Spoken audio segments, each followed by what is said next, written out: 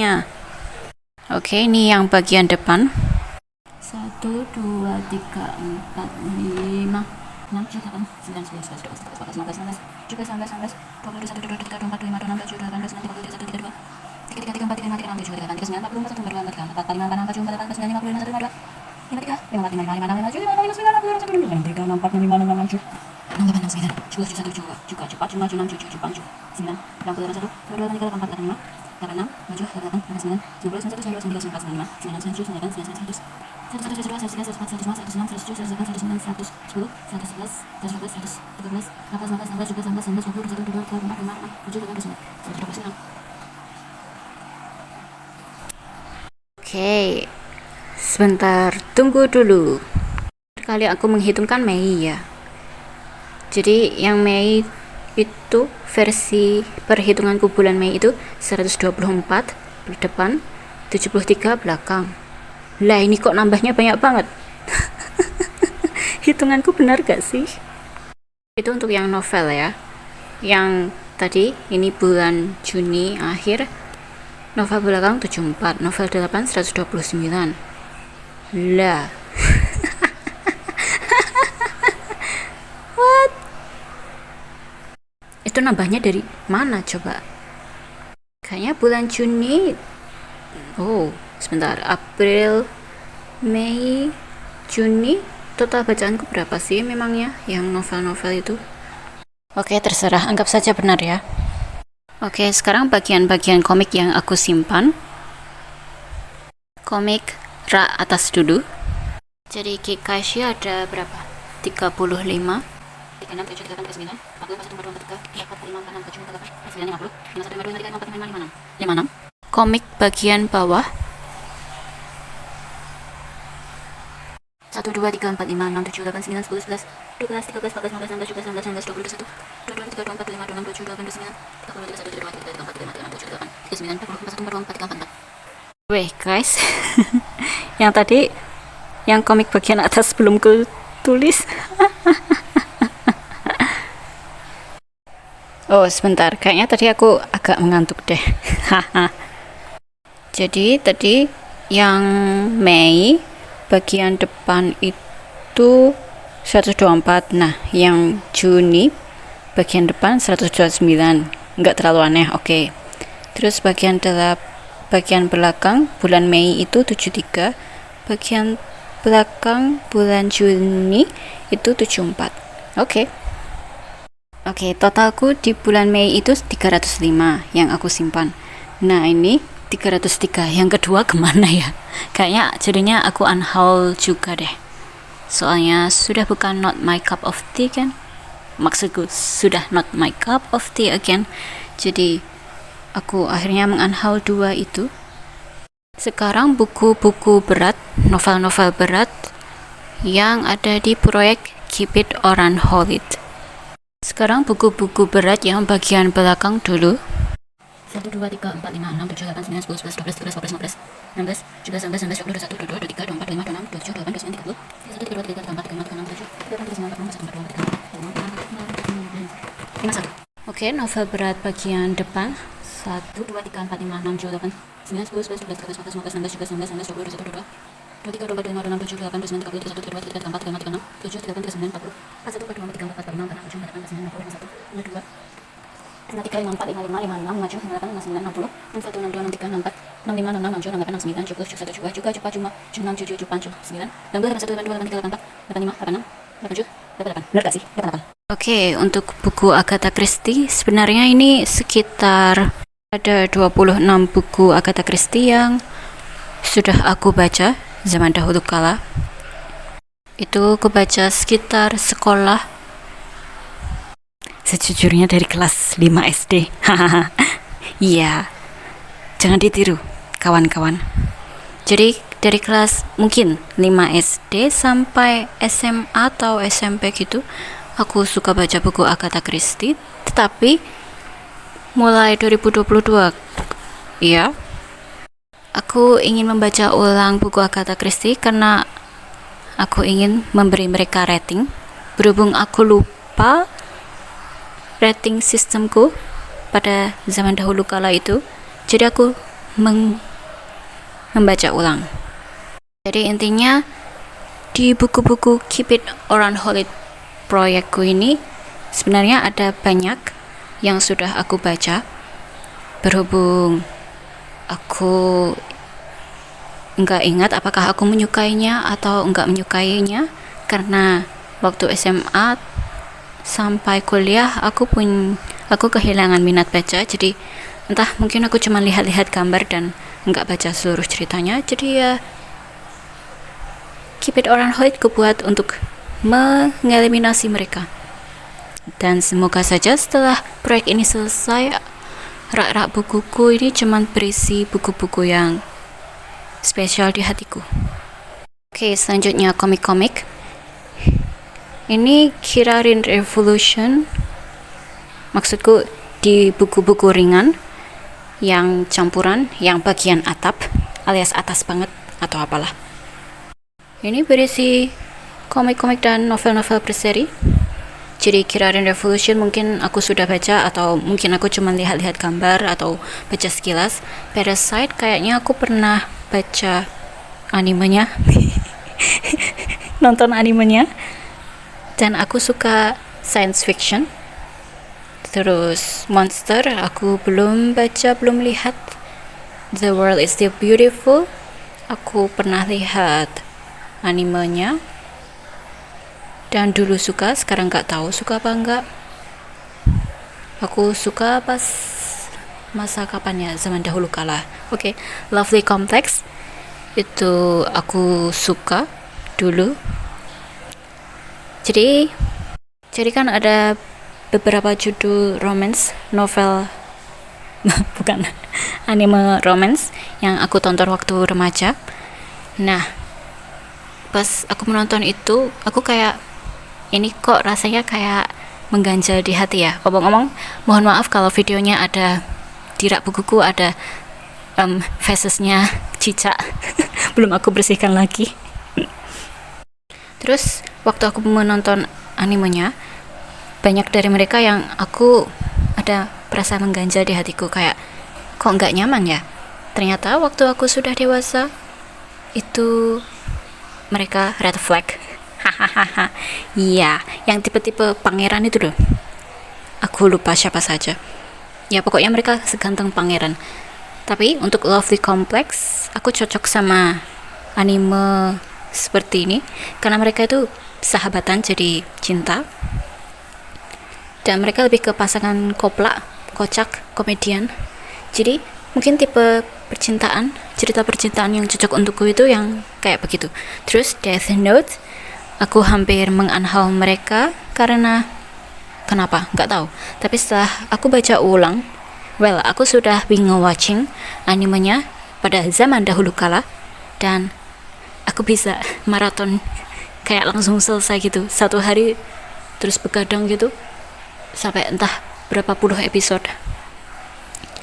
Tapi untuk komiknya, kan aku sempat berpikir apa aku suka sih dulu cerita ini atau enggak, dan aku membaca ulang beberapa, sekitar 4 komik ini tahun 2021 atau 22, dan aku ingat kenapa aku menyukai ceritanya itu karena terkesan pintar tokoh-tokohnya. Jadi berhubung aku suka tipe protagonis, tipe tokoh yang protagonis sama antagonisnya sama-sama pintar, sama-sama kayak Tom and Jerry gitu, kejar-kejaran, adu kecerdasan, itu paling kusuka. Jadi oke, bukunya masih di sini, akan aku baca ulang entah kapan.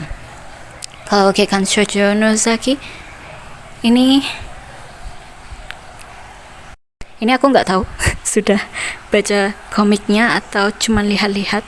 Kayaknya beberapa cuman lihat-lihat, beberapa sudah aku baca semua. Ini itu cerita, menurutku, komik komedi, anime komedi yang aku nggak pernah bosan dengan candaannya. Kayaknya ini komedi yang aku paling cocok sama isinya.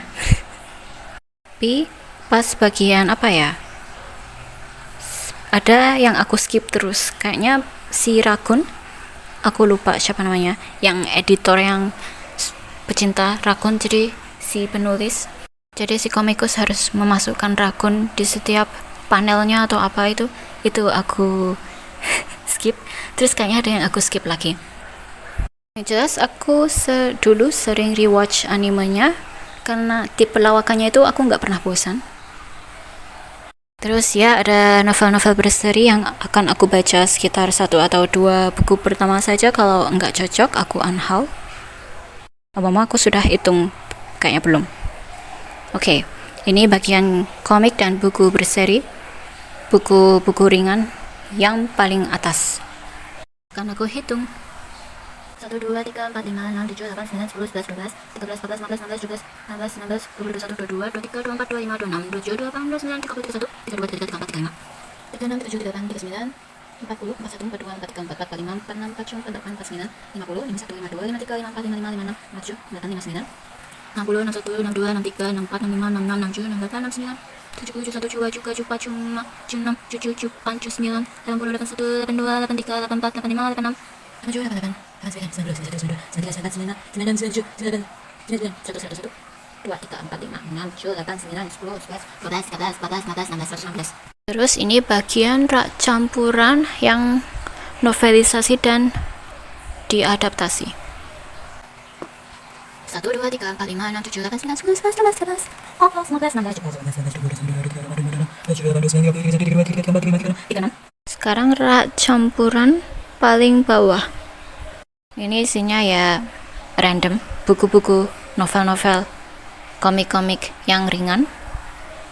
Ya, yang non-fiksi ringan. Yang fiksi ringan. 1, 2, 3, 4, 5, 6, 7, 8, 9, 10, 11, 12, 13, 14, 15. Udah aku hitung belum ya? Maksudku udah aku tulis belum ya? Oh, yang tadi sudah aku tulis. Aku hitung ulang. 1, 2, 3, 4, 5, 6, 7, 8, 9, 10, 11, 12, 13, 14, 15, 16, 17, 18, 19, 20, 21, 22, 23, 24, 25, 26, 27, 28, 29, 30, 31, 32, 33, 34, 35, 36, 37, 38, 39, 40, 41, 42, 43, 44, 45, 46, 47, 48, 49, 50, 51. Oke, dengan dihitung ulang semua buku-buku, semoga aku semakin semangat dalam mengeliminasi mereka. Yay. Oke, ada suatu hal buruk yang membuatku yang mencemari otakku dari media-media sosial soal buku, dari booktuber, bookstagrammer, booktoker, ya semacam itu. Jadi zaman dahulu kala, beberapa tahun yang lalu, aku ketika membeli buku itu jadi ada beberapa edisi ya. Ada edisi lama banget, ada edisi pertengahan, ada edisi baru, ada edisi spesial yang hardback, yang buku tebal, apalah itu. Kan di media-media sosial, YouTube, Instagram, dan TikTok, para orang-orang nggak efektif. Jadi orang-orang itu membeli buku favorit mereka. Mereka sudah punya suatu edisi, terus mereka membeli edisi lainnya, terus banyak edisi lainnya dari buku yang dia sukai. Itu nggak masalah, uang mereka, aku nggak peduli, tapi masalahnya aku jadi tertular. Padahal moto hidupku beberapa tahun yang lalu itu adalah beli buku edisi yang paling murah.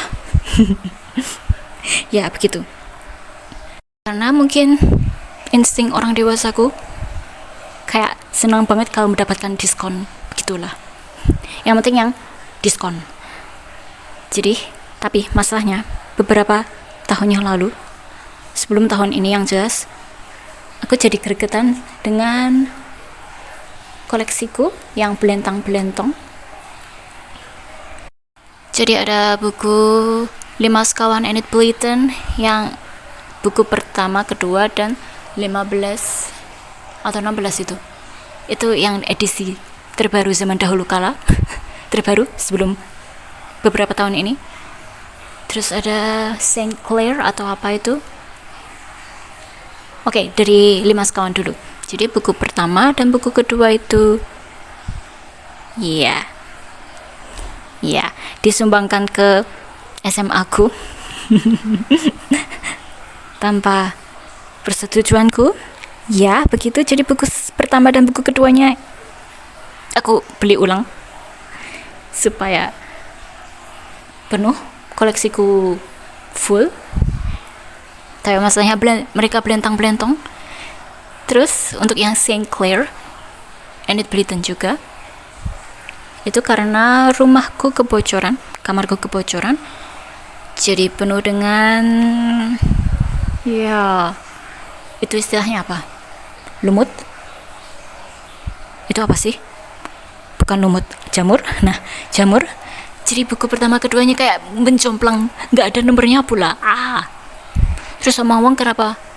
Oh, aku paham. Aku gregetan karena nggak ada nomornya. Sebagai seseorang yang menyukai hal-hal terorganisasi, aku sebal.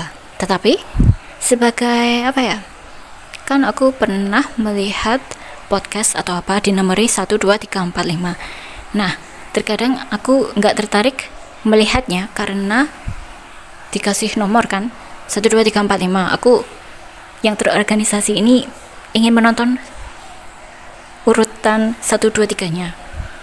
Nah, tapi masalahnya berhubung aku nggak ada waktu, jadi aku nggak ingin menontonnya sama sekali.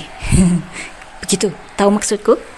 Jadi mungkin penerbit itu nggak menerbitkan 1, 2, 3-nya karena ceritanya lepas, bisa berdiri sendiri, jadi nggak usah menunggu pembeli untuk membeli buku pertama, kedua, ketiga.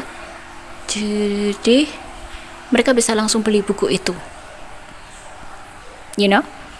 secara bisnis itu lebih menguntungkan semacam itu. Tapi ya, aku sebal.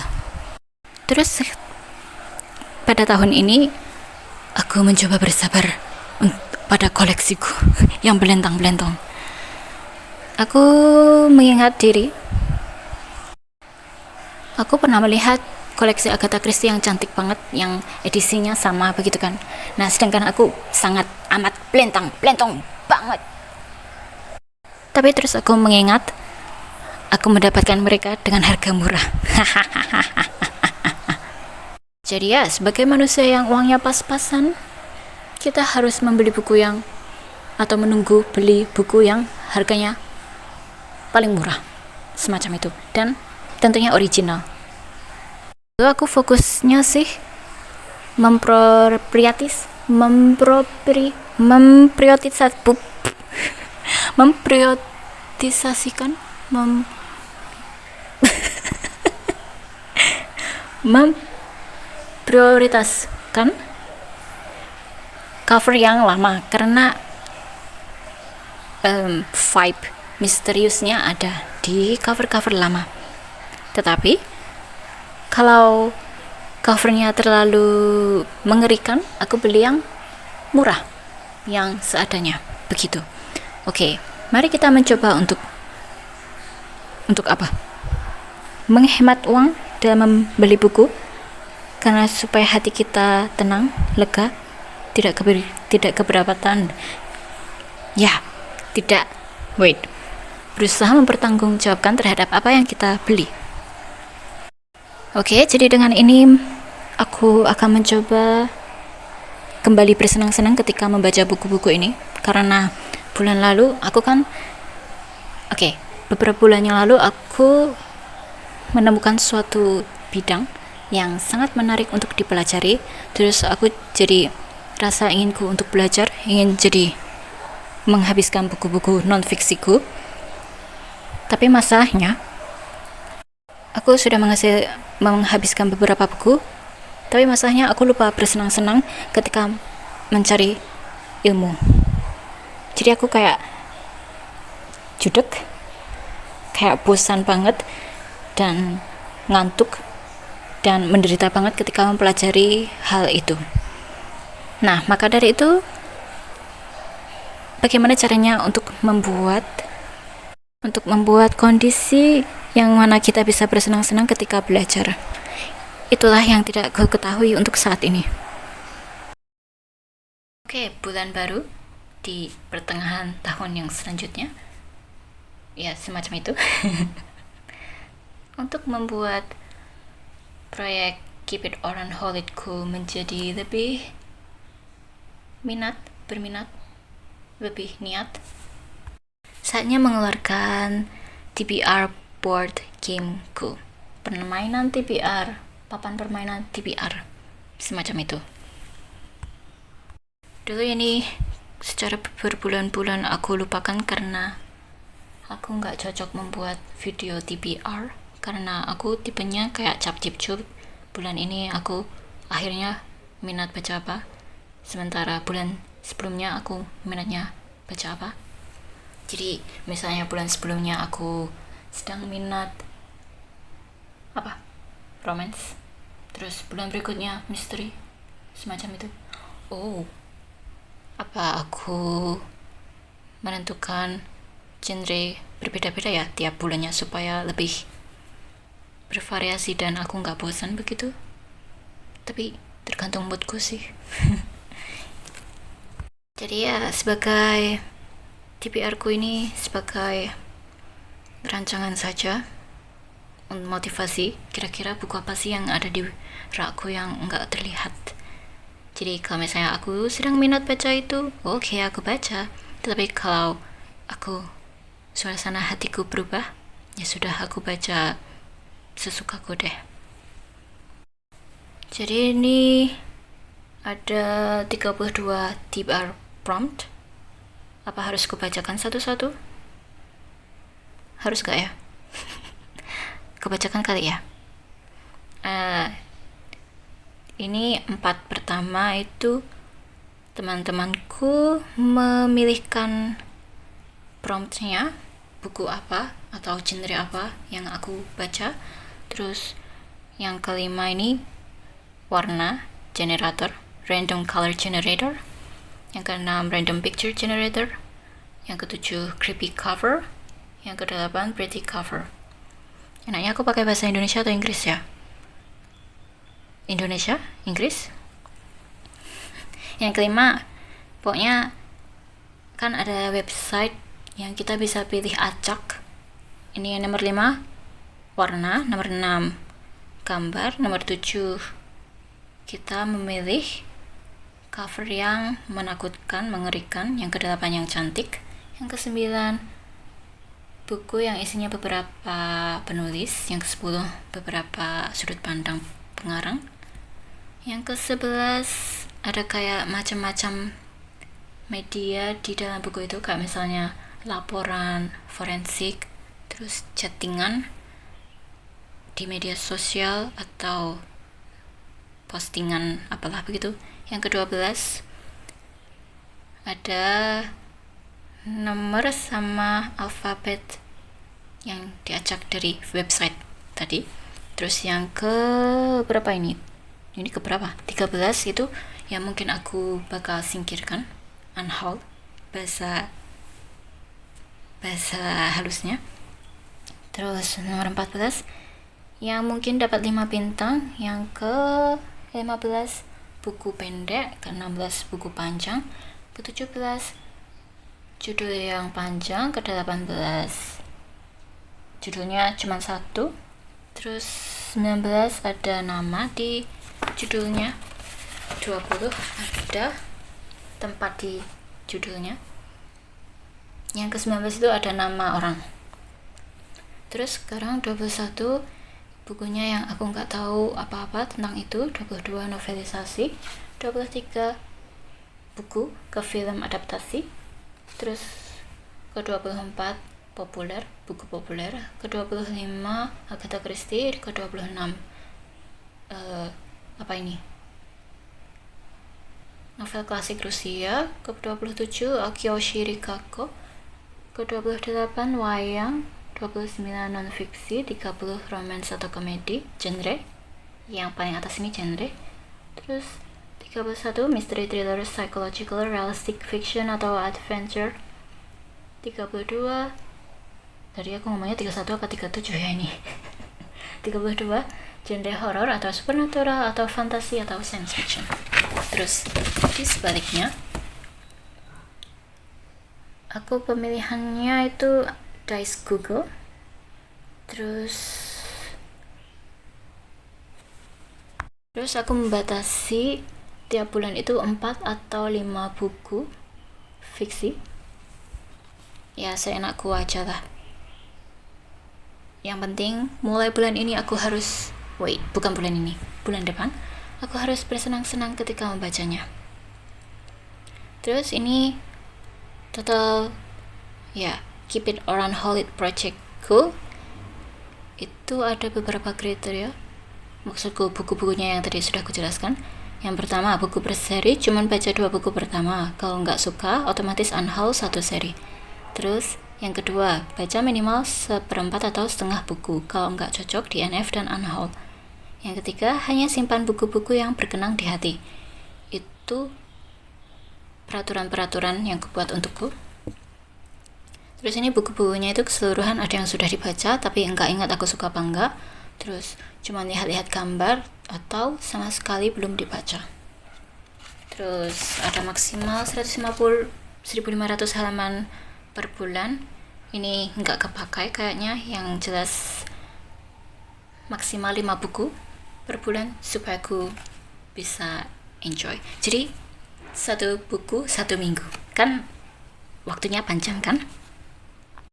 Oke, apa aku perlu menentukan TBR ku untuk bulan depan? Bulan depan ada berapa minggu ya? Bulan depan ada 5 minggu. Oke, mari melempar dadu, memilih dadu. 1, 2, 3, 4, 5. Oke, sebentar.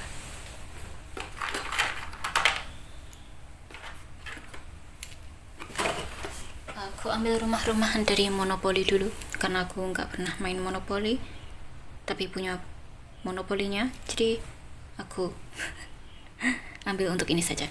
Oke, yang pertama 1.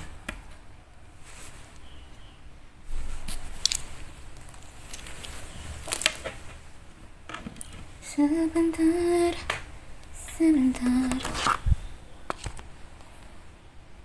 Ini monopolinya, bukan kecilnya, rumah-rumahannya. Yang pertama 1.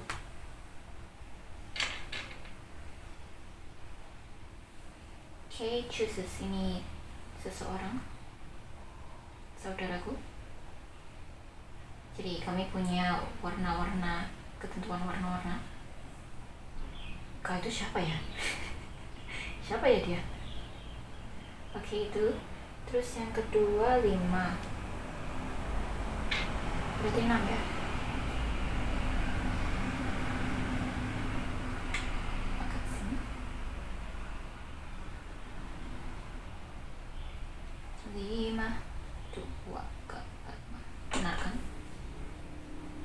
Yang ketiga 1. Berarti ini. Oh, random picture dan creepy cover. Habis itu 1 lagi, pretty cover. Terus mana? Multiple authors. 1 lagi, ya kan? Ya begitulah. Ini aku milihnya kapan-kapan saja kali ya, atau sekarang? Kapan-kapan kali pas mau baca. Oke, dah. Reading vlog 07 060725. Prompt pertama yang terpilih adalah sebuah buku, memilihkan buku yang aku baca, dan dia memilih cerita detektif atau misteri novel. Jadi aku memutuskan untuk melanjutkan baca atau membaca ulang dari halaman pertama buku ini. Ini dulu pernah aku baca, mungkin di rumah sakit, tetapi aku menjadi enggak mood karena enggak bisa konsentrasi. Ketika menunggu di rumah sakit. Waktu itu aku sampai halaman 79 lah mungkin.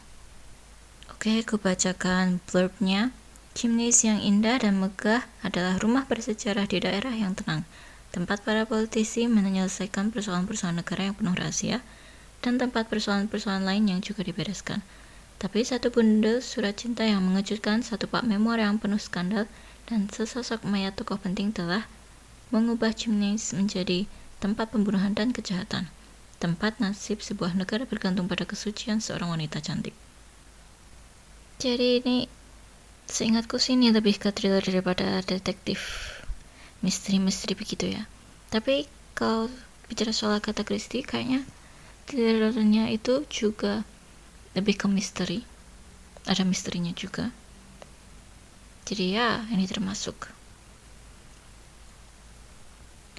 Dan mulai bulan ini, bulan Juli, aku memutuskan untuk membuat reading vlog lagi karena aku ingin memperbaiki bicaraku yang gak pandai berpendapat di depan umum, sehingga biasanya kan aku bulan-bulan sebelumnya, bulan Januari Februari, aku kayaknya mencoba membuat reading vlog, tapi itu setelah akhir bulan kan, jadi aku agak lupa tiap halamannya itu aku apa yang kupikirkan.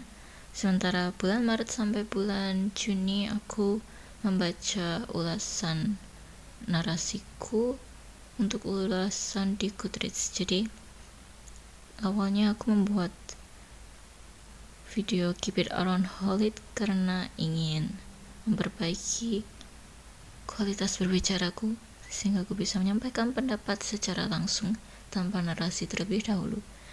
Sayangnya belum kesampaian bulan-bulan sebelumnya, jadi ya mari kita lihat bagaimana reaksiku membaca tiap bab ini.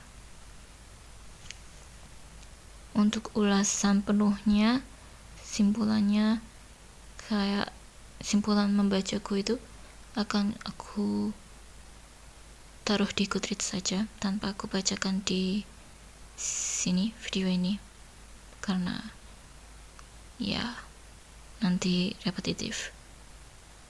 Terus aku kayaknya bakal masih membuat reading wrap up sebagai simpulan yang sangat singkat terkait kegiatan membacaku tiap bulan. Aku baca dulu. Ngomong-ngomong, aku akan membaca lewat e-book Nas karena aku memiliki gangguan konsentrasi dan e-book itu terasa lebih ringan. Dan apalagi soal buku Agatha Christie, entah kenapa ketika aku membaca buku yang kertasnya menguning banget, yang buku yang covernya itu lama banget, cetakan pertama yang misterius dan menyeramkan itu, entah kenapa otakku lebih bisa berkoneksi ketika membaca di sana daripada yang versi cover ini yang kertasnya masih bagus. Yang kertasnya masih lumayan buram putih begini. Apakah itu artinya mataku hanya menerima kertas vintage? Mungkin. Oke, saatnya laporan baca. Kemarin aku selesai sampai bab 5. Jadi buku ini tuh definisi dari beberapa kelemahanku. Ini daftar isinya. Nanti kelemahanku akan kujabarkan. Mungkin kalau soal ada daftar isi itu lumayan nge-spoiler kira-kira bab ini tentang apa begitu ya. Tentang misalnya mereka bakal kemana, terus jadi memperkirakan kira-kira habis ini bakalan bagaimana. Jadi kelemahan pertamaku adalah menghafalkan nama. Kalau orang Inggris kan nama depan dan nama belakang penting semua ya. Di sini banyak orang dan nama depan dan nama belakang mereka sama-sama penting. Jadi kalau misalnya dia disebut dengan nama depan oleh kawan sahabat dia, tapi kalau disebut oleh orang yang gak kenal atau secara formal hormat gitu, diambil dari nama belakang mereka. Susah dihafalkan ya, meskipun nama aku gak bisa menghafalkan nama Indonesia, nama Jepang, Amerika, Inggris, Korea, Jepang, semuanya aku gak begitu pintar menghafalkan mereka. Jadi intinya bab 1 sampai bab 2 itu kawan lama bertemu. Si Anthony itu gak suka dengan pekerjaannya, jadi Jimmy itu memberikannya pekerjaan untuk memberikan suatu paket berisi surat-surat ke penerbitan di Inggris. Imbalannya itu berapa? Banyak lah. Itu karena si Jimmy hobi membantu banyak orang, jadi dia selalu mendapatkan hadiah atau malah direpotkan, dua-duanya. Perbedaan sifat Anthony dan Jimmy itu apa ya? Jimmy suka berpetualang mencari emas, kalau Anthony lebih ke berkelahi, terlibat oleh suatu hal yang mendebarkan. Secara perawakan mereka sama, sekilas sama lah. Jadi Anthony disuruh menyamar sebagai Jimmy ke Inggris menggantikannya. Oke, kelemahanku lainnya adalah menghafalkan nama tempat. Di sini juga banyak nama tempat, mana dari berbagai dunia lagi. Tentu saja ini bukan kesalahan penulisnya, ini kesalahanku sendiri. Terus misinya itu, ya rambutku, halo. Terus misinya itu berkaitan dengan suatu tempat atau negara yang kecil dan tidak tenar lah, tapi tiba-tiba rasanya semua negara jadi tertarik pada negara itu karena ada negara itu ternyata kaya akan suatu sumber daya alam, seingatku begitu. Terus apa, sama ada pergantian dari negara berbentuk, kan pertama-tama itu berbentuk kerajaan, habis itu diubah jadi kepresidenan, habis itu mereka ingin mengubah lagi menjadi kerajaan lagi.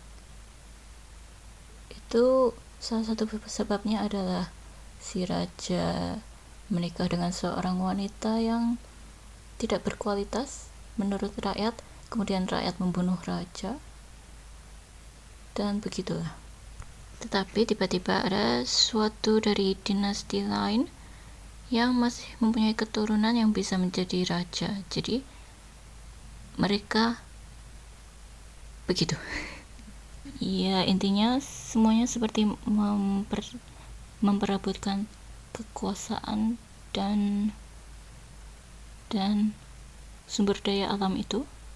Sehingga kalau misalnya surat-surat dari Pangeran Stilipitich namanya susah. Jadi kalau surat-suratnya si pangeran, mantan pangeran yang dulu pemberontak kayaknya, yang pemberani antara pahlawan atau pemberontak entahlah, yang jelas dia manusia keren yang terkenal juga setelah dia meninggal.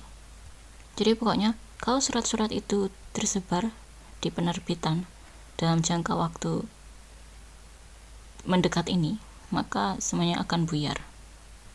Salah satu perbedaan antara Jimmy dengan Anthony adalah Anthony lebih berpendidikan dan pengetahuannya luas sekali soal politik dan tempat-tempat di dunia ini. Terus ada sebelum Pangeran Stilipitich kan Jimmy menolong dia dari segerombolan preman atau semacam itu.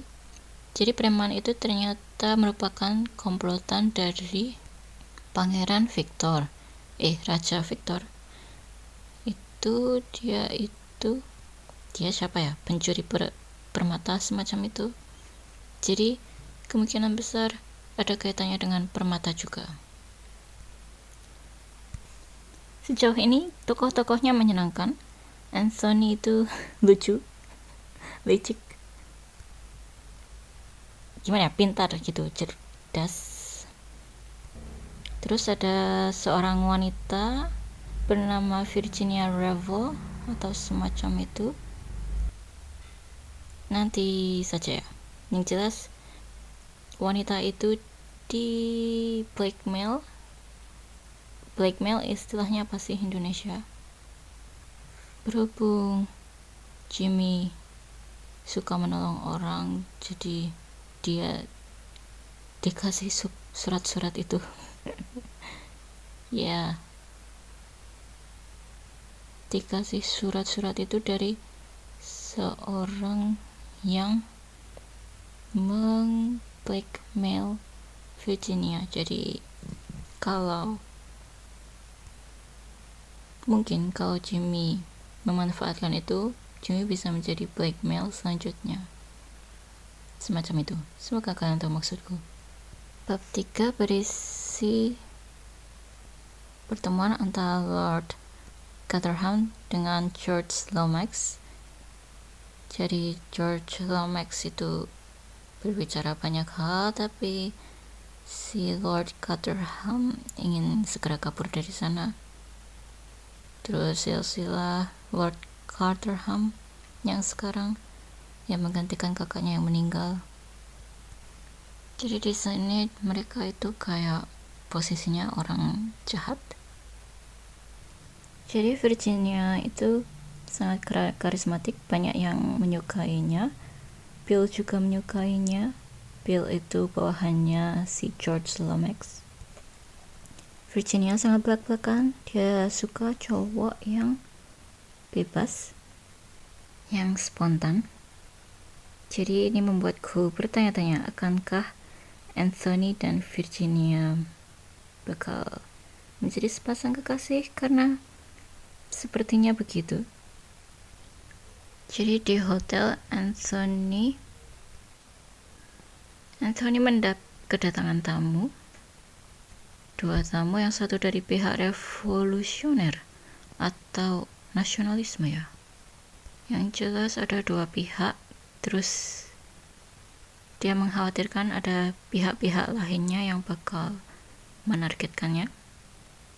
Anthony cerdas, tapi tetap saja dia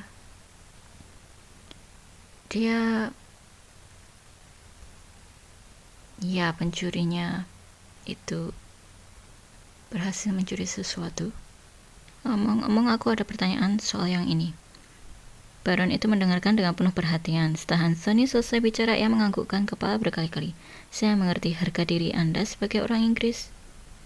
Jadi di sini kan Anthony memang orang Inggris, tapi dia kan sedang menyamar menjadi Jimmy. Jimmy adalah orang Kanada.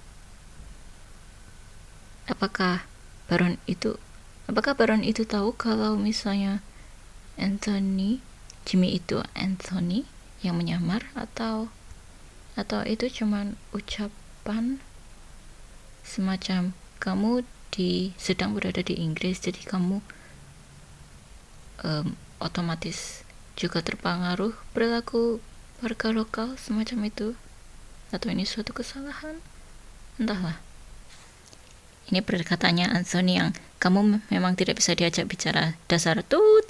Siapa yang menyuruhmu kemari, Baron Lollipop? Nama aslinya itu Baron Lollobrigida. Dan ya, Anthony, aku juga berpikir sama seperti dirimu. Gak pintar menyebut nama dan mengingat nama. Jadi si Virginia Revel kan menyukai orang spontan ya. Di sini Anthony bertindak seperti ini. Musuhnya kan keliru. Musuh itu tidak terbiasa menghadapi orang yang bisa bertindak cepat, berpikir. Apakah ini tanda-tanda Anthony dan Virginia bakal saling menyukai nanti? Mungkin. Oke, akan aku lanjutkan baca. Aku cukup pusing sih karena aku bacanya ini di kegelapan. Karena aku sudah terlanjur membuka jendela padahal langit sedang gelap di luar. Jadi aku paksakan baca di kegelapan. Hahaha. Ketika mendung. Hahaha. Niatku sih baca lewat e-book ya, tapi kemarin HP ku sibuk. Oke, ini aku sudah sampai di halaman di bab 11. Jadi di bab 6 itu isinya tentang Virginia Revel, atau siapa itu. Dia adalah wanita yang sangat menarik, karismatik, dengan pemikiran yang sangat unik. Intinya dia sengaja ingin di blackmail, sengaja menyetujui bahwa dia di blackmail karena dia penasaran rasanya di bawah ancaman itu seperti apa. Terus kalau di bab 7 itu Anthony sudah menyelesaikan tugasnya sebagai Jimmy McGrath. Jadi dia kembali menjadi jati dirinya sendiri. Oke, di halaman awal kan sudah kita pembaca sudah dikasih tahu bahwa Anthony itu hal-hal yang dilakukannya sangat berbahaya. Dia terlibat hal-hal yang menakjubkan atau semacam itu. Dan ya, yang di bab berapa ini berarti? 8 atau 9? Di bab 9 dia mengatakan sesuatu yang sangat mengejutkanku. Ini kayaknya pertama kalinya aku membaca tokoh utama Agatha Christie yang bertipe seperti itu. Well, secara keseluruhan sih sepertinya thrillernya Agatha Christie, atau mungkin keseluruhan thriller, nggak cocok untukku ya. Aku lebih ke pembaca yang lebih suka misteri yang kayak Hercule Poirot, yang kita bisa menganalisis forensik dan sebagainya tanpa perlu pergi ke mancanegara yang penuh dengan nama-nama yang sangat susah ku hafalkan. Semacam itu ya, setidaknya kita cuman menghafalkan nama-nama tersangka. Oke, intinya aku memang nggak cocok cerita thriller, tapi yang bagian ini menarik perhatianku kembali. Aku jadi penasaran apa yang akan terjadi selanjutnya. Ini dua orang ini mereka sangat menakjubkan.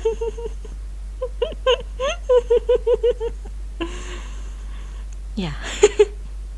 Sebenarnya Anthony itu pekerjaannya apa sih? Kenapa? Dia manusia yang kayak bagaimana? Jadi di bab 10 ada mereka di Chimneys. Akhirnya kita berada di Chimneys.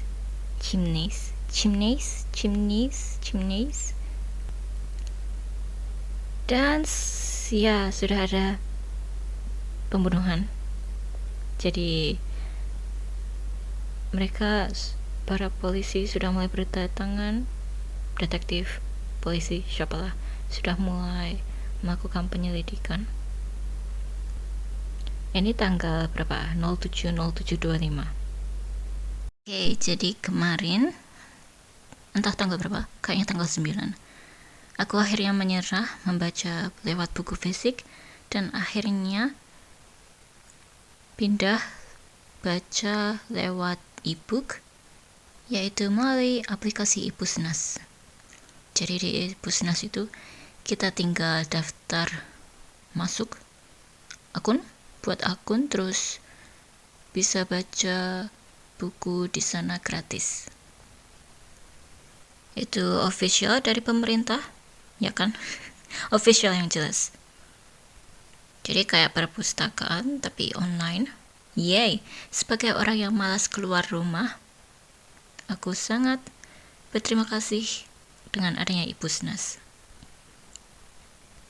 Ngomong-ngomong, kalau suatu hari nanti, beberapa tahun lagi, kalau aku sudah nggak punya TBR fisik, alias proyek Keep It or Unhold ku sukses, yaitu TBR ku 0 totalnya, mungkin aku bakal baca lewat iPusnas atau Google Book dulu, lewat sampel-sampel. Kalau misalnya suka, aku baru beli bukunya. Dan beli bukunya itu kalau diskon. Aku baca lewat iPusnas, tapi hal-hal yang kayak informasi menarik atau sesuatu aku tandain di bukunya. Omong-omong, akhir-akhirnya aku melihat sesuatu di video-video YouTube soal book buying ban. Jadi mereka juga punya banyak TBR fisik sama kayak aku, totalnya ratusan. Terus mereka mengharuskan diri sendiri untuk cuman boleh beli buku kalau mencapai udah membaca 10 buku. Sejujurnya aku nggak setuju itu. Jadi yang pertama, kayak mengharuskan diri untuk membaca 10 buku untuk bisa beli buku baru. Well, kalau gimana ya, kata kuncinya adalah memaksakan diri ya. Itu hidup mereka, jadi terserah, tetapi akan lebih baik kalau kegiatan membaca itu nggak ada paksaan, jadi kita bisa lebih enjoy membacanya. Yang kedua, personally kalau aku membuat book buying ban, itu cuman akan membuatku kangen beli buku, belanja buku. Jadi itu justru malah akan membuatku borong buku. Intinya kalau misalnya kita kelaparan, kita ingin beli banyak makanan kan? Tapi setelah melihat banyak makanan, kita cuma menghabiskan sedikit makanan itu. Jadi ini tipsku kalau misalnya kalian juga memiliki banyak buku sepertiku, fisik, TBR fisik, tapi bingung, tetap ingin membeli buku tetapi bukunya masih banyak, jangan membuat book buying ban menurutku, karena kebacakan cuman akan membuatku kangen beli buku. Buat batas maksimal harga buku yang ingin dibeli, misalnya harga asli 158.000, maksimal beli 70.000 sampai 90.000. Kalau diskon masih belum mencapai target harga dan aku masih punya TBR fisik, maka jangan beli. Ini tipsku. Dan melalui pengamatanku terhadap para booktuber dan sebagainya, mereka kalau membuat book buying ban, mereka malah kangen untuk memborong beli buku banyak. Jadi mereka kan juga membuat semacam challenge semacam ini untuk mengurangi buku-buku yang enggak disukai, untuk membaca buku-buku, mempertanggungjawabkan terhadap buku yang mereka beli. Tapi setelah book buying ban, mereka malah totalnya bertambah. Sayang sekali. Jadi kalau misalnya frustasi, kayak mengalami hal yang sama seperti mereka, frustasi dengan banyak buku yang bertambah, jadi mungkin kalian bisa memakai tips ini. Tapi masalahnya sebagai manusia yang sangat berhemat, aku jadi agak cemas melihat diskon-diskon di Shopee dan Tokopedia. Jadi mereka kemasukan ke keranjang, dan kalau misalnya harga mereka, terus aku jadi ngecek setiap saat, ini ada diskon gak, ini ada diskon gak. Sayangnya begitu sih untuk mencapai harga ini. Intinya kesadaran diri lah.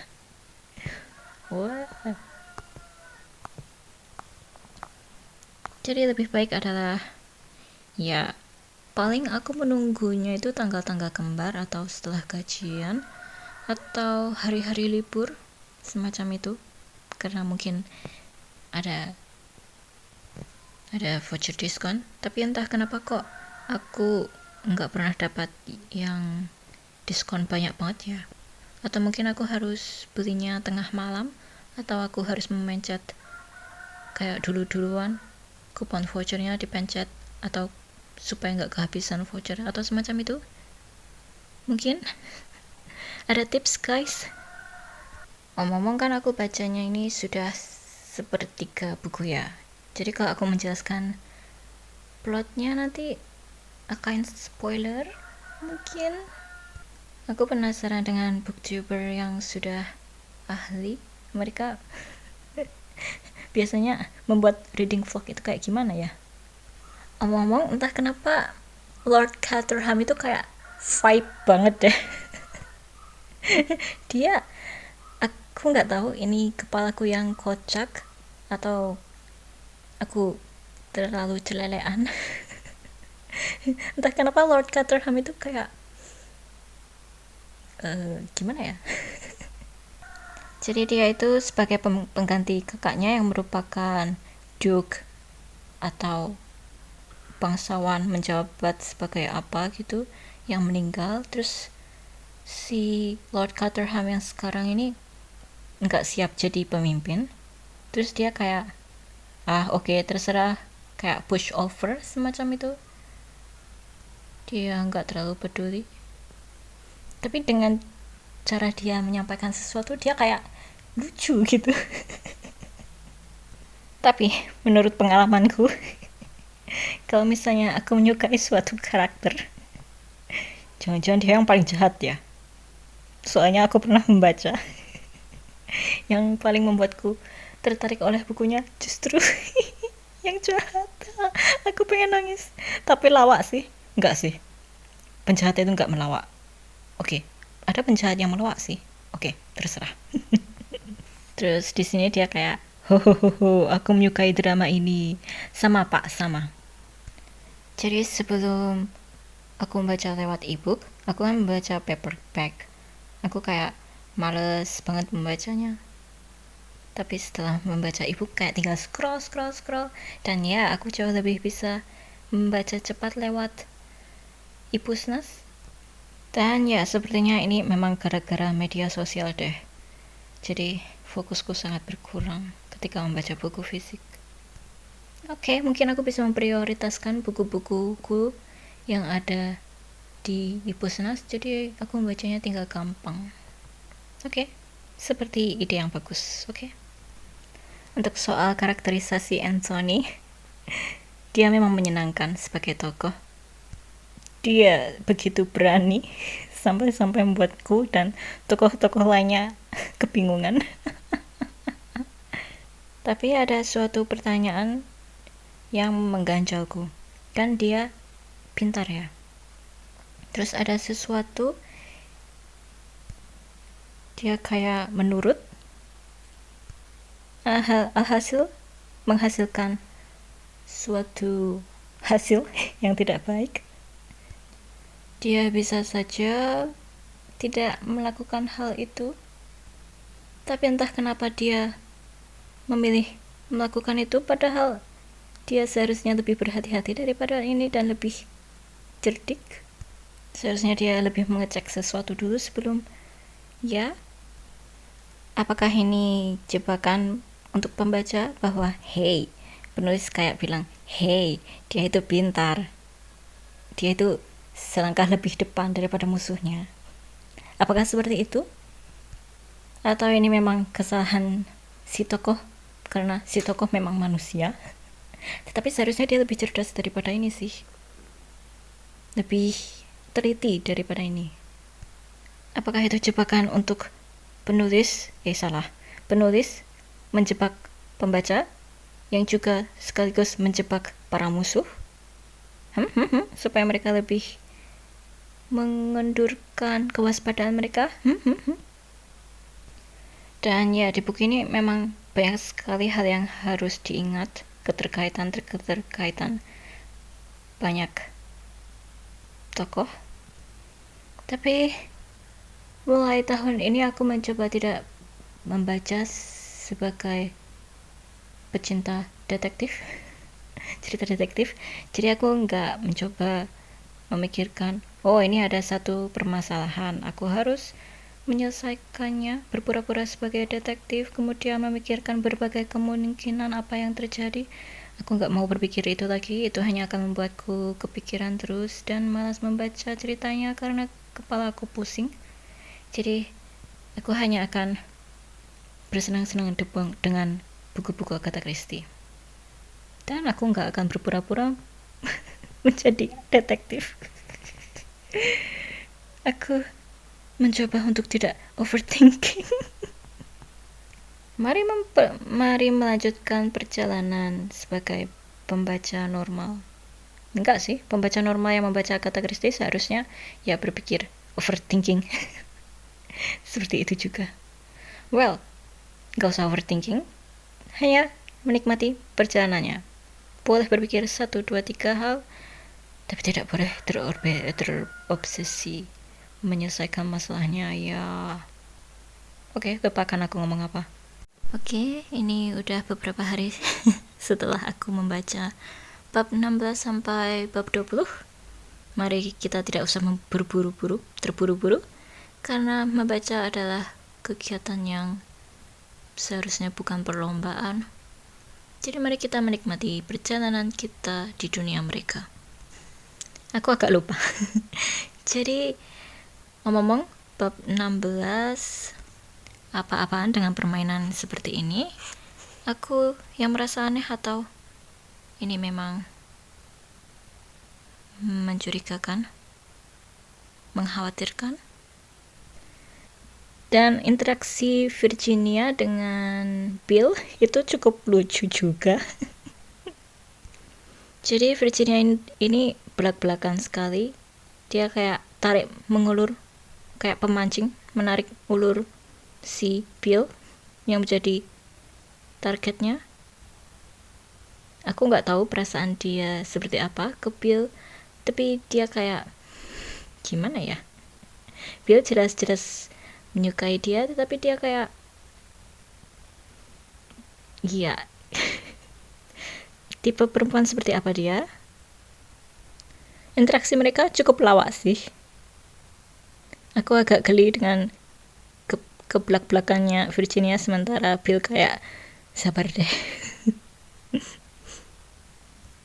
Aku nggak tahu kenapa Virginia bersikap seperti itu. Mungkin karena dia merasa berteman baik dengan Bill, atau mungkin dia jauh di lubuk hatinya dia menyukai Bill, atau itu karena dia membutuhkan bantuan Bill. Entahlah. Terus di buku ini aku tidak begitu benar-benar memahami cerita sejarah, politik, ekonomi dan sebagainya. Aku cuman oke, kalau para tokoh bilang begini, oke, aku percaya saja. Jadi aku nggak terlalu banyak berpikir di sini, karena itu hanya akan membuat otak si buku makin sibuk. Omong-omong, Anthony itu emang tokoh utama yang sangat menyenangkan. Dia jujur sekali ya. Kejujurannya itu kayak membuatku, hah? Say what? Dan ada suatu pertanyaan yang benar-benar membuatku bingung soal Jimmy McGrath. Masa bisa kebetulan seperti itu? Kenapa bisa dia membantu dua orang berbeda yang ternyata memiliki kasus yang berkaitan? Ada apa dengan Jimmy? Atau Jimmy ditargetkan? Tapi karena apa? Aku punya ide gila tentang dia itu siapa, tapi enggak juga sih. Iya juga sih. Oke, terserah deh Jimmy. Paragraf yang ini kayaknya cocok banget untukku deh. Aku nggak tahu maksudnya. Ya, culture shock semacam itu. Bukan berarti ini cuman ada di negara sana. Di negara sini juga tentu ada, karena itu merupakan strategi semacam itu. Terus di sepanjang 4 bab ini aku ingin bicara apa lagi? Intinya ada petualangan, terus ada pembicaraan yang sangat menakutkan bagi kehidupan Anthony. Dan ya, memang begitu. Maksudku, memang begitu yang ada di dalam pikiranku, ya. Omong-omong, reading vlog itu biasanya mereka ngapain aja sih, para booktuber? Biasanya kan yang ku dengar mereka membicarakan jalan ceritanya. Nah, kalau membicarakan ceritanya, bukannya nanti aku nge-spoiler ya kalau buku ini. Jadi ya, kalau begitu aku membahas soal apa dah? Terus aku jadi penasaran, sebenarnya masa lalu Anthony itu ngapain saja sih? Jadi umur 14 tahun dia di Inggris, terus setelah itu dia di luar negeri sampai umurnya sekarang berapa? 32 ya berarti. Dia 18 tahun. Hah? Atau kebalik? Pokoknya kayaknya dia menyebutkan 14 tahun dan 18 tahun.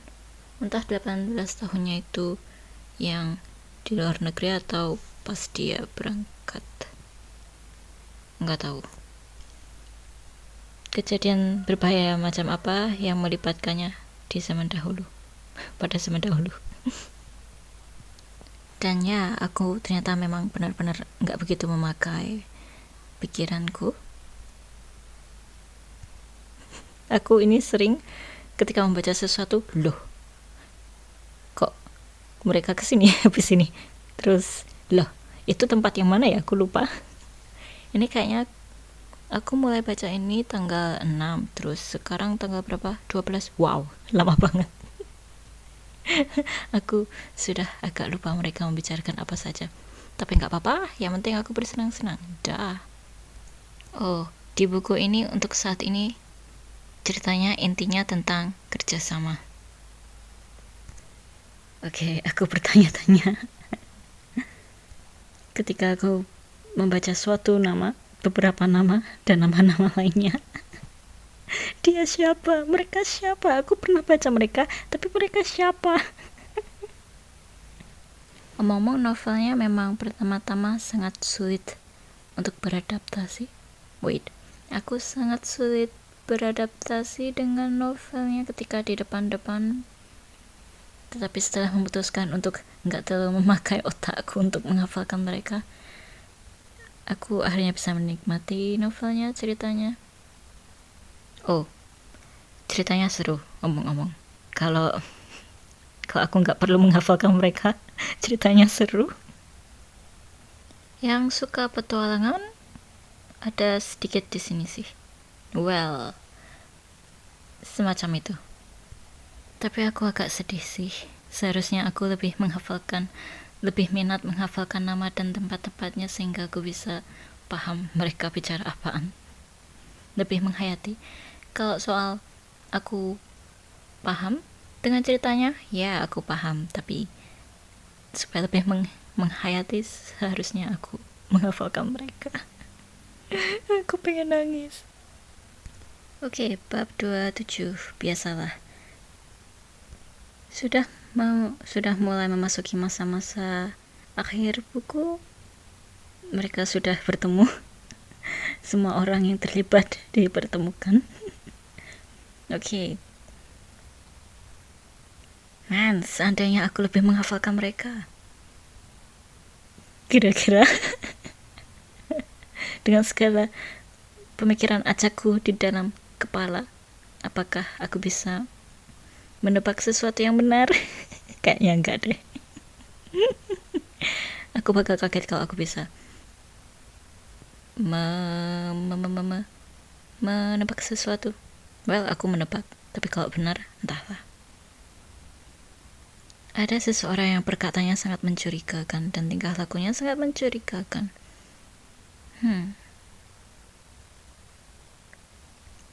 Untuk tebakan kolanya nggak soal itu sih. Oke,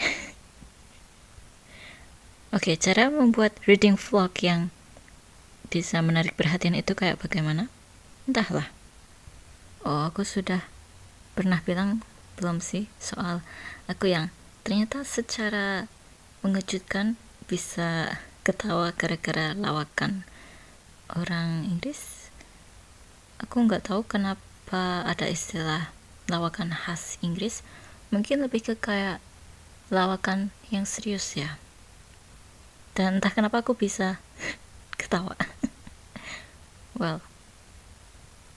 Well, ya karena lawakan itu lucu, kan? Gimana menceritakannya? Aku nggak tahu. Tapi yang jelas, aku nggak tahu apakah ini otakku yang penuh komedi atau kayak memang ada yang lucu sih. Ya, intinya buku ini atau cerita-cerita Agatha Christie memang ada lucu-lucunya. Khususnya kalau ada Hercule Poirot, aku kayaknya sampai dibuat ngakak sama tingkah lakunya yang lucu. Maka dari itu aku suka karakter Hercule Poirot. Dan aku kangen baca ceritanya. Hatiku sangat berdebar-debar. Oke. Di bab terakhir, akhir dari suatu bab, Mereka mengatakan suatu nama. Terus aku bilang, ini siapa lagi ya? Dia siapa? Dia siapa? Nama Inggris kan dua-duanya penting ya, yang depan dan yang belakang. Dan ini siapa? Mereka siapa? Dia siapa? Aku kesulitan menghafalkan nama. Apakah kesulitan menghafalkan nama bisa membuatmu gila? Ya, sepertinya. Contohnya aku. Jadi ketika kamu sangat bersemangat ketika membaca cerita, kamu pun berpikir, hah? You ngomong apa tadi? Maksudnya apa? Sebentar. Sebelum ini berakhir, kan ada suara tembakan ya. Berarti nggak pakai penyedap suara. Peredam. Nggak pakai peredam suara ya. Dan Anthony bisa mendengarnya. Terus kenapa tamu-tamu yang lain nggak bisa mendengarnya? Karena mereka tidur lebih awal kan? Karena acara pestanya enggak menyenangkan. Tapi suara tembakan itu harusnya keras kan? Dan itulah kenapa aku pikir makanan mereka dikasih obat tidur atau apa. Dan ini aku belum selesai bacanya sih. Tapi apa yang terjadi? Kenapa mereka enggak mendengarkannya? Maksudku, kenapa enggak bisa mendengarnya? Aku benar dalam satu hal. Masih belum selesai sih. Oke, ada sesuatu hal yang sangat menyenangkan. Membaca cerita misteri membuatmu gila ternyata. Oke, tadi seram. Intinya, tokoh utama di sini sangat menyenangkan. Sangat jujur ya dia sangat jujur. Ya, dia sangat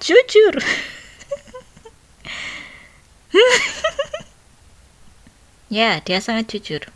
Ya, dia sangat jujur.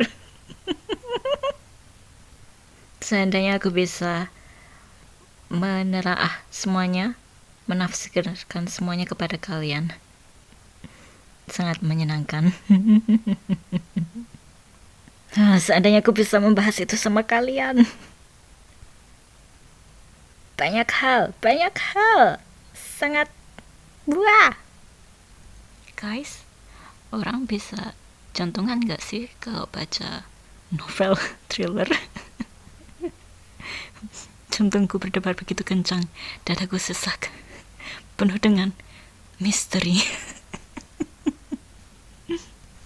Omong-omong soal memoir, oke, gimana cara menjelaskannya? Pikiranku benar, dan ternyata aku salah baca. Tapi jalan pikiranku benar.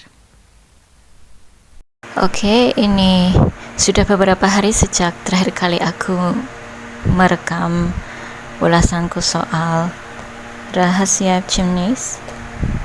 Sejujurnya aku lupa aku sudah mengomentari bagian mana sampai mana, karena aku terdistraksi sesuatu. Jadi oke, aku baru mood untuk merekam sekarang.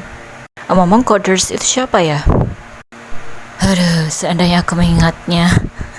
Omong soal interaksi Bill dan siapa ceweknya itu? Siapa ya namanya? Oh, Virginia. Dua-duanya sama-sama. Kalau aku di posisi Bill, mungkin aku bakal sakit hati pada tingkah laku Virginia. Sementara kalau aku di posisi Virginia, aku bakal sebal dengan Bill. Tahu maksudku? Tapi berhubung ini di buku, kelihatannya kayak lucu, lawak.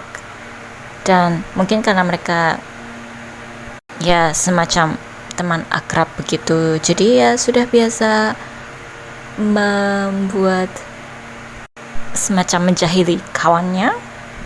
Omong-omong, untuk blurbnya, kalimat terakhir di blurbnya aku nggak cocok. Ini itu semacam, setelah aku baca keseluruhan ceritanya, ini tuh kayak jebakan yang berbohong pada pembacanya. Aku suka kalau ada jebakan semacam itu. Misalnya ada suatu kalimat yang bisa ambigu, dua makna. Namun masalahnya di novel ini, ambigunya itu nggak bisa. Nggak tepat untuk dijadikan pernyataan di sini. Secara keseluruhan, secara ajaibnya dan bersyukurnya, aku bisa mengakhiri novel ini dengan happy.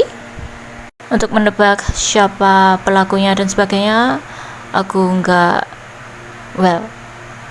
di satu sisi itu cukup mudah untuk ditebak, tapi aku nggak peduli. Aku nggak begitu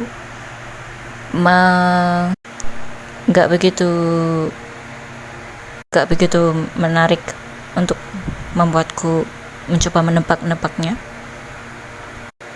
Tapi kalau soal puzzle-puzzle, petunjuk-petunjuk ini dikaitkan dengan begini, itu cukup mudah. Kalau identitasnya, pelakunya, aku salah. Terus untuk identitas lain, aku benar soal itu. Terus ada lagi yang perlu aku komentari atau tidak? Oke, ada suatu kebetulan yang kuharap seharusnya dijelaskan. Oke, di dunia ini mungkin ada kebetulan-kebetulan yang sering terjadi, tapi masalahnya ini kenapa si Jimmy itu bisa membantu orang-orang yang saling berkaitan begitu? Kuharap setidaknya ada unsur-unsur tertentu yang membuat mereka saling berkaitan, yang bisa, misalnya mereka bertemu di mana, bukan sih latar belakang dari orang-orang yang ditolong Jimmy, terus sehingga mendapatkan semacam itu. Kenapa bisa menolong dua orang itu? Tentu saja ada kemungkinan besar aku terlewat detail tertentu, tetapi seingatku, seinginku, aku ingin keduanya berkaitan. Maksudku ada sesuatu hal yang membuat mereka bisa bertemu, you know. Oke, ini reading vlog tanggal berapa ini? 14/07/25. Aku telah menyelesaikan sebuah novel horror thriller psychological Indonesia. Jadi aku akan keluar kota. Aku malas membawa banyak buku, jadi aku meminjam di Ipusnas, suatu aplikasi official legal yang membuat kita bisa meminjam buku secara gratis. Jadi di rumah aku tanpa pikir panjang, aku akhirnya memilih buku-buku horor karena buku yang untuk challenge ku berikutnya, prom challenge TBR ku. Seharusnya setelah ini buku pernikahan semacam itu. Terus ada juga buku yang pretty cover, tapi aku malas membawa buku fisik dan tentu saja bukunya nggak ada di Ipusnas. Maka aku pun memilih prompt yang buku yang memiliki cover mengerikan. Dan aku punya 3 buku, yaitu serial Dark Lit. Jadi setelah beres-beres kemarin, aku pas mulai malam lah, sekitar pukul 5 sampai pukul 7 semacam itu, kira-kira sekitar jam segituan, aku mencoba membaca buku horor dari bab 1 sampai bab 5. Terus aku merinding sendiri dan aku menyesali kenapa aku meminjam buku-buku horor. Aku mencoba mendownload buku-buku lain di Ipusnas, tapi kok kayaknya error ya. Aku sudah mencoba untuk mode online, tetapi kok loading terus. Maka ya sudah, aku menerima nasibku. Jadi aku pilih buku yang berjudul Salon Tua dulu, karena ini covernya yang paling bisa ku toleransi daripada yang lainnya. Ku bacakan blurb-nya. Meski Mama telah menyulap rumah itu menjadi salon sekaligus hunian yang layak ditinggali, sejak awal Elena menyadari ada yang tidak beres. Rumah itu menyimpan misteri. Elena sering mendengar suara-suara ganjil dari kamar sebelahnya, yaitu kosong. Elena sering mendengar suara-suara ganjil dari kamar sebelahnya yang kosong. Bau tak sedap juga menguar di situ. Dan betapa kagetnya Elena ketika sosok itu datang menghampirinya. Gadis berambut panjang dengan muka rusak mengerikan. Apa ini ada hubungannya dengan musibah kebakaran dan pembunuhan yang konon terjadi di rumah itu 20 tahun yang lalu? Rumah semakin diliputi hawa mencekam sejak Mama mempekerjakan 2 karyawan di salonnya. Keganjilan demi keganjilan mengusik Elena setelah itu, sehingga puncaknya pelanggan-pelanggan salon Mama menghilang, lalu ditemukan beberapa hari kemudian dalam keadaan tewas mengenaskan dan tanpa rambut. Itu kubaca 2 hari, selesai hari ini. Ada hal yang menyebalkan ketika aku membaca di e-Pusnas. Biasanya kan kalau aku menandai halaman itu berhasil ya. Entah kenapa pas aku mencoba menandai halaman di buku ini, itu loadingnya lama banget dan gak ke save. Terus ada hal menyebalkan lagi. Tiap aku menggeser kan kayak susah digeser kan untuk ke bab berikutnya. Kemudian setelah digeser, muncul ilustrasi menyeramkan. Bayangkan aku pukul 5 sampai pukul 7 malam melihat hal seperti itu. Secara menyeluruh novel ini sangat menyenangkan. Sebentar. Ini nggak menyenangkan karena membuatku kaget. Enjoyable. Bisa dibaca, ringan, enak, menyeramkan juga. Sampai adegan aksinya juga menyenangkan, keren. Tapi untuk beberapa bab terakhir, pertama-tama ada yang sempat membuatku kayak mereka asyik sendiri, tapi nggak masalah sih, nggak terlalu mengganggu. Ketika Bintang dan Aldo mereka asyik melawak sendiri, kadang ada yang bikin lucu, tapi kadang-kadang terlalu banyak sehingga kayak ini orang apa, jadi mereka kayak bercanda sendiri. Wow, ada kadal di sini. Bukan kadal sih, itu apa sih itu cicak. Tapi setelah itu nice, sampai di adegan aksinya bagus. Tapi masalahnya, hal yang sangat menggangguku yang selalu muncul di novel-novel horor sering kulihat, itu adalah tingkah laku protagonisnya. Gimana ya, kenapa mereka nggak kayak menghabisi si penjahat dulu, baru disibukkan oleh hal lainnya? Terus kenapa nggak kayak ada 2 hal yang membuatku sebal dengan protagonis di sini, yang di bagian akhir-akhir cerita ya. Kalau di awal-awal mah nggak masalah sih, aku nggak terlalu terganggu. Tapi ini dalam keadaan mendesak. Pertama, dia nggak memastikan si penjahat lumpuh sebelum teralihkan oleh hal lain. Yang kedua, kenapa nggak pergi ke tempat lain yang ada banyak orangnya? Kenapa pilih ke rumah? Itu gerakan, tingkah laku, keputusan yang nggak masuk akal banget. Dan kenapa nggak menelpon polisi? Kenapa? Terus sampai di akhir, untuk soal 2 teman itu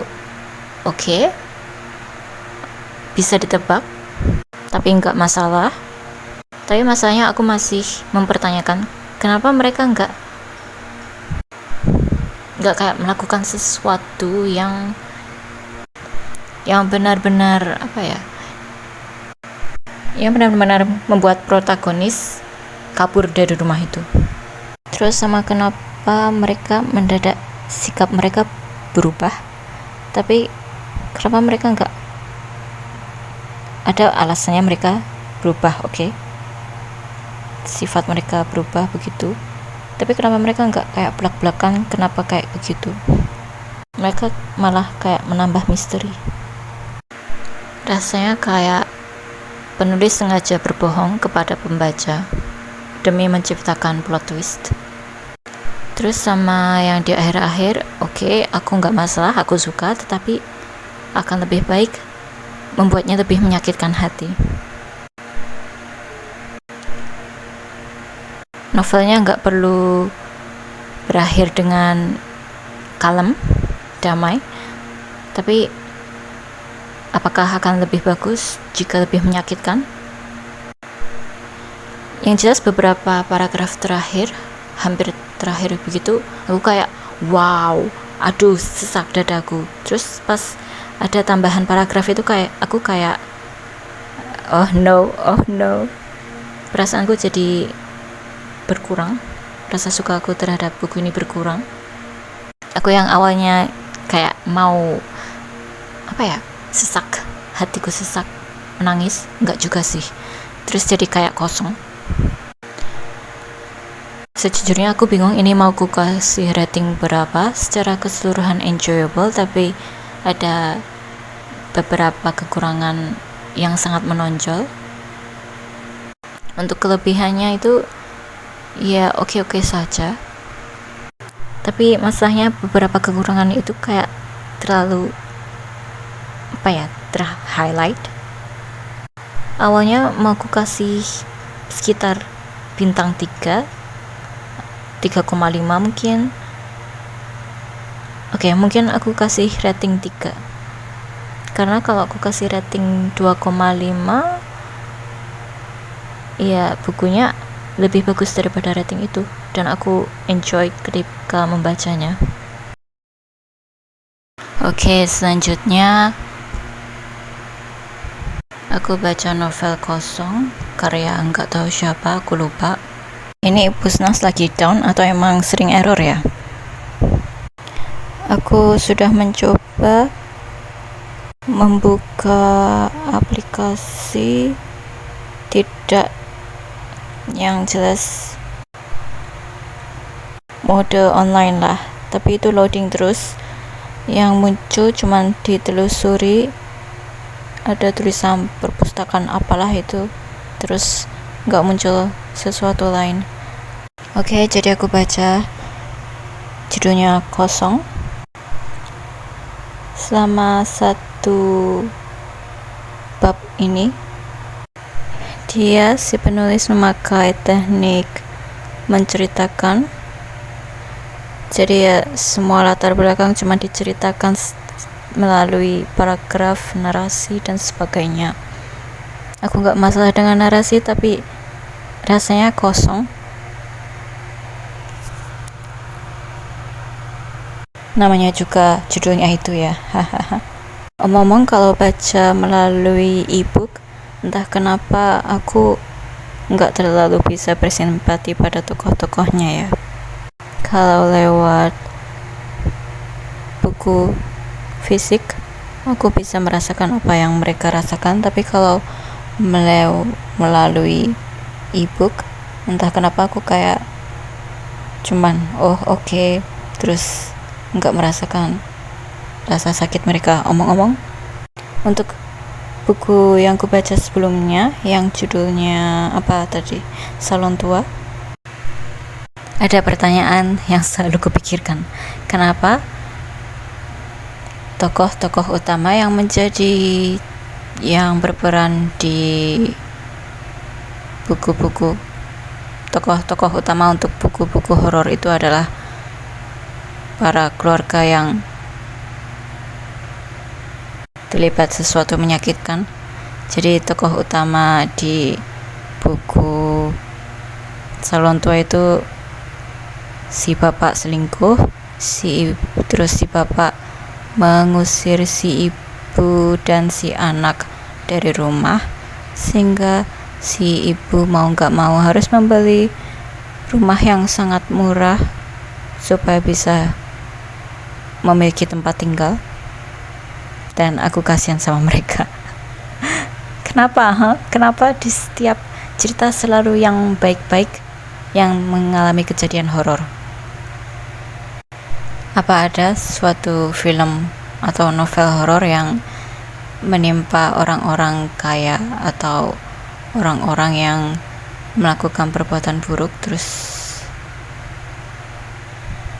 udah langsung kena karma gitu di filmnya, dari awal sampai akhir cuma menceritakan betapa hukuman untuk mereka. Ngomong novel yang judulnya Nyawa dari Darklit juga, yang di Pusnas kok nggak bisa dibuka ya? Error atau kenapa ini? Aku seharusnya sudah mendownloadnya juga untuk bisa dibaca offline, tapi entah kenapa nggak bisa dibuka. Jadi ini ceritanya tentang dua anak, cewek dan cowok. Yang cowok itu punya ayah yang bagaimana ya, kasar. Dia kehilangan figur ayah yang dulunya dianggap pahlawan kuat dan sebagainya, terus memukul si ibu, kemudian respeknya ke ayah menghilang, terus dia menjadi datar, enggak memiliki simpati. Terus ada si anak cewek yang kehilangan sosok ayah karena lumpuh, stroke. Terus ibunya mau nggak mau harus menggantikan ayahnya untuk bekerja. Terus tiba-tiba si anak cewek ini menjadi berkepribadian ceria, sopan, dan tukang belajar, tukang membaca. Dan entah kenapa bisa memasak kuah yang sama persis seperti buatan ibunya. Omong-omong mereka masih anak-anak kan. Terus sejak kapan anak-anak mulai memakai gaya bahasa gue lo? Ini mereka masih anak-anak kan? Atau di kota-kota besar memang mereka sudah memakai gue lo sejak kecil? Entahlah.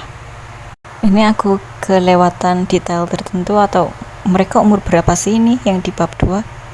So, Aira apakah dia kesurupan atau ini tanda-tanda depresi? Atau ini doppelganger ya? Oh, dia remaja. Berarti SMA mungkin? Atau SMP? Umur berapa sih dia? Oke, ternyata SMA. Omong-omong, Rama kan kakak kelas. Kenapa enggak menyebut kak, atau kalau di Jawa mas, atau apa begitu? Kalau di mereka di mana sih nih? Kota mana sih mereka? Jadi ini beberapa kali berpapasan di kantin saat jam istirahat. Berarti mereka nggak terlalu akrab kan? Aku bakal ngakak kalau ternyata perubahan Aira cuman karena jatuh cinta. Tapi para remaja emang biasanya begitu sih. Oke. Jadi aku DNF di bab 6, mulai bab 6. Oke. Jadi aku bacanya itu prolog sampai bab 5, terus udah aku DNF. Di bab 4 bahkan belum terjadi sesuatu yang menegangkan. Mungkin di akhir-akhirnya kali. Terus bab 5 mulai seru, tapi aku keburu bosan. Aku tetap mengapresiasi si penulis mencoba mendeskripsikan sesuatu secara detail dan memakai simbolisasi kayak bahasa peribahasa. Wait, apa ya itu namanya? Macas? Nah, ya. Tapi sejujurnya beberapa atau banyak dari mereka yang nggak terlalu penting sehingga jadi rasanya bertele-tele. Oke, jadi 3 buku ini aku beli di bulan Juli. Sebenarnya aku nggak berminat menambahi total buku TBR fisikku, tapi berhubung aku di luar kota, e-Pusnas kadang-kadang error dan aku takut nggak dapat bahan bacaan lagi. Jadi berhubung aku mampir ke toko buku, jadi aku pergi ke bagian yang murah-murah saja, dan yang menarik perhatianku sebenarnya ada buku impor tapi mahal, ratusan ribu. Ya sudah, aku mengambil Sherlock Holmes. Sebenarnya buku-buku ini sudah kulihat sejak lama, tapi nggak kebeli-beli karena TBR fisikku masih banyak.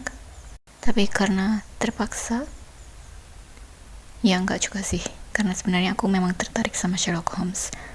Tapi ya karena terpaksa, nggak karena khawatir nggak dapat bahan bacaan sama di luar kota, karena e-Pusnas yang kadang error, dan aku nggak membawa buku fisik plus, dan aku lupa judul-judul buku yang kupunya di rumah.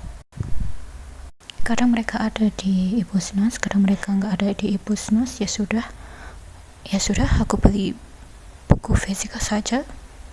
Ini mereka masing-masing seharga 10.000, jadi total 30.000, 3 buku. Aku harap aku suka karena Sherlock Holmes dan penulisnya terkenal pintar. Aku dulu pernah melihat yang versi Robert, siapa ini namanya, yang Iron Man, dan siapa itu namanya, yang bla bla bla Cumberbatch atau siapa itu namanya. Dan ternyata Sherlock Holmes itu cuma punya 4 novel ya, dan sekitar 5-6 cerpen. Wow, kukira mereka novel-novel gitu. Oke, tapi aku harus menyelesaikan Agatha Christie dulu sebelum aku mengoleksi Sherlock Holmes. Ya, atau setidaknya aku mengurangi TBR fisikku sampai 100 lah, terus baru memborong buku-buku Sherlock Holmes. Atau mungkin baca di e-Pusnas dulu. Yay. Oke, ini buku berikutnya yang aku baca. Sebenarnya ada buku di e-Pusnas yang mungkin aku bisa baca untuk prompt cover cantik, tetapi aku sudah banyak membaca bulan ini, sudah sekitar 7 judul. Jadi aku membutuhkan sesuatu yang ringan-ringan saja, jadi aku membaca buku yang aku beli. Yang ini karena ini yang paling tipis di antara yang aku beli. Ini berisi 2 judul, tapi masalahnya siapa yang buat daftar isi ini kan halamannya ini 3, ini 5, terus 45, sebentar, 47. Yang buat siapa? Kebacakan ini teka-teki kotak karton. Croydon dihebohkan dengan sebuah paket yang dikirimkan ke alamat Miss S. Cushing. Paket itu sudah dibuka, ternyata berisi 2 buah potongan telinga manusia. Mr. Lestrade, salah seorang detektif terkenal di Inggris, menyatakan dugaannya dalam koran-koran setempat bahwa paket itu dikirim oleh para mahasiswa kedokteran iseng karena sakit hati pada Miss S. Cushing. Diundang Mr. Lestrade untuk sarannya, Sherlock Holmes beserta Dr. Watson segera berangkat ke rumah Miss S. Cushing. Dan semua orang terkejut ketika Holmes, cara bacanya gimana? Mengatakan bahwa dugaan Lestrade itu salah. Menurut Holmes, paket itu bukan dilakukan oleh para mahasiswa iseng, melainkan merupakan kasus pembunuhan. Dengan metode-metode jitunya, berhasilkah Sherlock menyingkap siapa dalam pembunuhan ini dan apa maksud pengiriman paket itu ke alamat Miss S. Cushing? Kayaknya ini buku pertama Sherlock Holmes yang kubaca. Aku pernah melihat TV seriesnya yang versi Benedict Cumberbatch dan Robert Junior whatever. Tapi kalau bukunya aku belum. Aku juga nggak begitu paham, nggak begitu ingat soal gaya cerita Sherlock Holmes? Ya, masih ingat sih, tapi kayak penyelidikannya, wait, masih ingat sih. Oke, nggak terlalu familiar. Lihat saja bukunya seperti ini. Cerita pertama, teka-teki kotak karton. Kenapa aku pedo? Aku suka sekali dengan seperti ini. Kalau aku jadi Watson, mungkin aku bakal ketakutan. Kalau misalnya temanku melihat mataku, terus memperhatikan gerak-gerikku, terus mereka bisa menebak apa yang kupikirkan dengan benar, aku bakal ketakutan. Tapi pernah sih pas kuliah ada temanku yang mengucapkan kata-kata kotor, terus aku iseng menghitungnya, terus temanku tiba-tiba bertanya sudah berapa kali dia mengucapkan kata-kata kotor. Dan ku jawab. Dia kayak bisa mengerti apa yang sedang kulakukan. Tapi soalnya aku penasaran, kira-kira orang itu rata-rata mengatakan kata-kata kotor berapa kali sehari ya? Aku rasanya kayak ingin mengamati manusia kemudian menghitung mereka. Sepertinya menarik karena aku suka menghitung. Tapi kalau pelajaran matematika, fisika, kimia, menghitung, aku nggak suka. Tapi kalau soal pengamatan tentang tingkah laku manusia, hewan dan sebagainya, itu sangat menarik. Ngomong aku suka analisis mendalam yang dilakukan Sherlock Holmes, itu membuatku jadi ingin mengamati, ingin menjadi seperti Sherlock Holmes. Tapi kayaknya ibu-ibu yang kepo juga memiliki bakat seperti itu kali ya. Oke, secara keseluruhan ini ceritanya termasuk gampang. Apakah aku bisa menebak? Lumayan bisa ditebak. Tapi lagi-lagi salah satu hal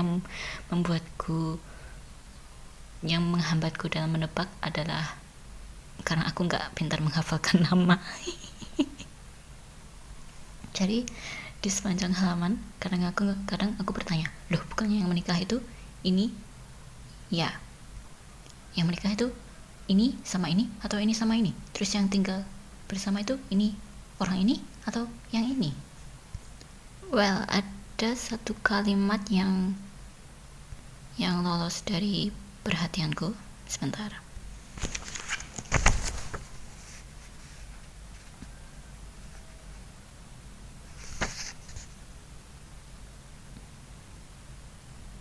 Yang ini yang aku tandai sampai pakai pensil dan tabs itu. Ini aku terlewat detail tertentu juga atau apa. Yang jelas kayaknya di depan nggak ada yang mengatakan bahwa yang menikah itu ini sama ini, bukan ini sama ini. Tapi kayaknya nggak ada disebutkan namanya deh, berhubung ada 2 orang yang mungkin menikah dengan ini. Jadinya kayak aku bingung, apa aku terlewat detail tertentu atau memang nggak ada kalimat yang menunjukkan yang menikah itu orang itu, sehingga jadi rancu. Atau ini sengaja dibuat untuk menjebak pembaca, atau ini nggak terlalu dipikirkan pengarang karena terlewat dari pikirannya. Jadi kayak, hey aku sudah tahu, si penulis kayak, hey aku sudah tahu siapa yang menikah di sini. Tapi masalahnya pembaca nggak tahu itu kalau nggak tertulis di bukunya. Tapi ya, aku agak bingung soal itu. Secara misterinya termasuk mudah. Oke, ada sesuatu yang sangat membuatku bingung. Ada seseorang yang membawa sebilah kayu. Dia membawa dari tempat ini ke tempat itu. Nah, apa orang-orang gak curiga ini orang kenapa membawa sebilah kayu itu dengan muka yang menyeramkan, kenapa nggak dihentikan atau bagaimana, kenapa dia bisa lolos. Bayangkan dia membawa sebilah kayu kemana-mana dan mengejar orang. Oke, jadi bisa sih. Oke, pertama-tama ini mudah diketahui siapa pelakunya karena jumlah tokohnya itu sedikit. Terus dari pengamatan mata observasi Sherlock Holmes bisa diketahui kalau benda-benda ini berhubungan dengan pelaku yang seperti ini. Jadi penulis itu tipe penulis misteri yang semacam itu. Oke. Soalnya ada kan penulis misteri yang membuat pembaca enggak tahu, enggak mendapatkan teka-teki sebelum di akhir. Jadi misalnya di awal enggak dikasih tahu detail ruangan, detail deskripsi barang atau semacamnya, terus baru ditambahkan di akhir-akhir. Jadi enggak di akhir-akhir sih, baru di pertengahan. Jadi penulis enggak bisa menebak dari awal. Kalau ini lumayan lah bisa ditebak. Well, namanya juga cerpen ya, jadi mau gak mau harus dapat detail itu dari awal. Oke, yang kedua, rahasia gedung tua Shoskombe. Jadi ini ceritanya tentang seorang pengurus kuda, pelatih apalah itu, menanyai Sherlock Holmes soal tuannya yang bertingkah laku gila. Ngomong-ngomong, pertama-tama aku sangat suka kalau misalnya seperti ini. Kalau misalnya ada sepasang sahabat, yang satu detektif sangat pintar, yang satu temannya, asistennya, semacam itu. Aku pernah melihat beberapa cerita kayak si asisten dibuat begitu tidak pintar, terus kayak nggak berguna begitu. Jadi rasanya sangat menyedihkan. Aku sih yang sedih. Aku paling suka kalau di cerita itu dua-duanya sama-sama berguna. Yang satu memang pintar banget, jenius, detail, observant. Yang satu entah bagaimana caranya bisa membantu. Kuharap cerita-cerita banyak yang seperti itu, supaya dua-duanya sama-sama penting untuk cerita. Untuk ceritanya sendiri sebenarnya aku nggak tahu harus menebak apa. Aku bacanya mengalir sih, nggak terlalu berpikir. Aku kayak bingung ini cerita mau dibawa kemana begitu. Omong-omong, ada sesuatu yang membuatku tergelak. Ini mendadak si Holmes ingin memancing. Terus si tamu mengatakan pertanyaan Holmes membuat pelatih itu terpana soal dia ada orang gila lain yang bakal dihadapinya. Aku yang pengek atau apa, yang jelas ini lucu. Meskipun aku bingung ceritanya mau dibawa kemana, aku sempat memikirkan beberapa hal. Termasuk, ya mudah. Memang ada sesuatu yang sampai membuatku terbengong. Oh, jadi ceritanya bakal dibawa seperti ini. Oke. Secara keseluruhan, ini buku oke-oke saja. Kasus-kasusnya termasuk mudah. Ceritanya enjoyable kok. Mungkin untuk yang sering membaca misteri, mungkin buku ini tidak ada faktor tertentu yang begitu mengejutkan, tapi ini masih oke-oke saja untuk dibaca. Oke, selanjutnya buku yang kupilih ini sudah kubaca selesai. Ini kupilih karena ini yang terringan. Selanjutnya kubacakan blurbnya, yang tertipis maksudku. Kubacakan blurbnya. Dr. Watson panik menemukan sahabatnya Holmes sekarat di tempat tidur. Penyakit Sumatera menjakiti detektif hebat itu. Apa yang terjadi? Dari mana penyakit Sumatera itu sehingga bisa menjakiti detektif hebat kita, Sherlock Holmes? Terdorong oleh keinginannya menolong Holmes yang sekarat, Dr. Watson berangkat menemui Mr. Culverton Smith karena hanya dia yang paham betul penyakit yang sedang menggerogoti tubuh Holmes.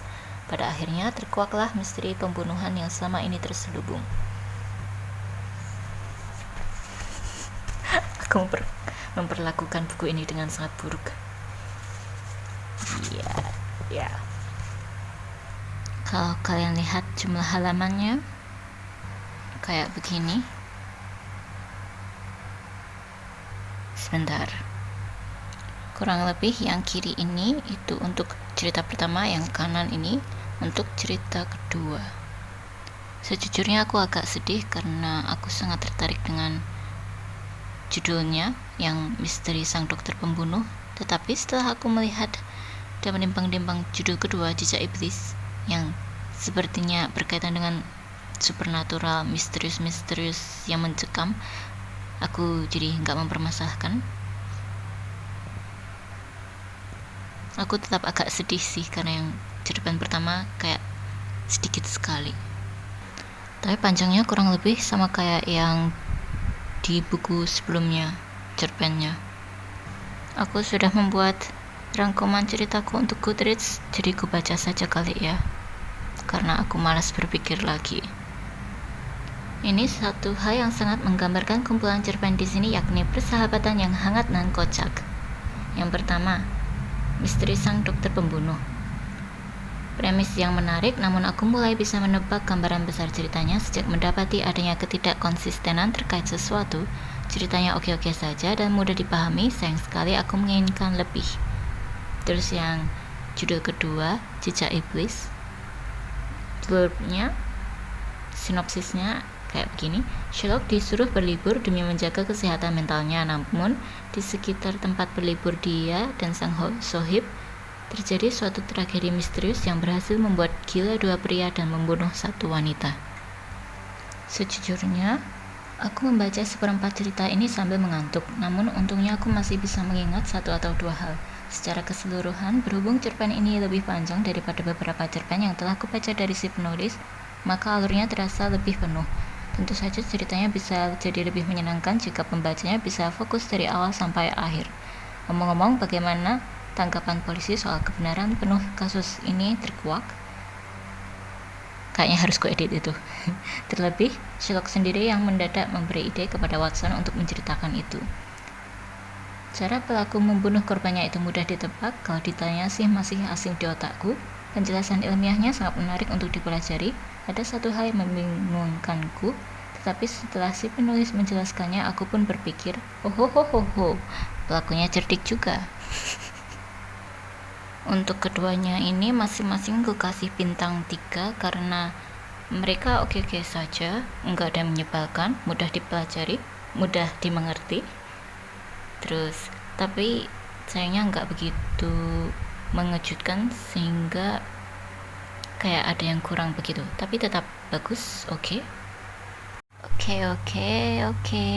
Ternyata bulan ini aku masih ingin membaca fiksi, jadi ini sekalian aku baca.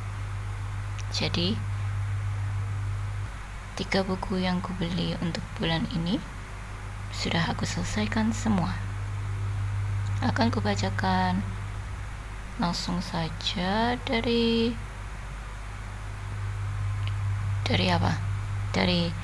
ulasanku untuk Goodreads. Ini bukunya jauh lebih cantik daripada yang lainnya. Ini blurbnya.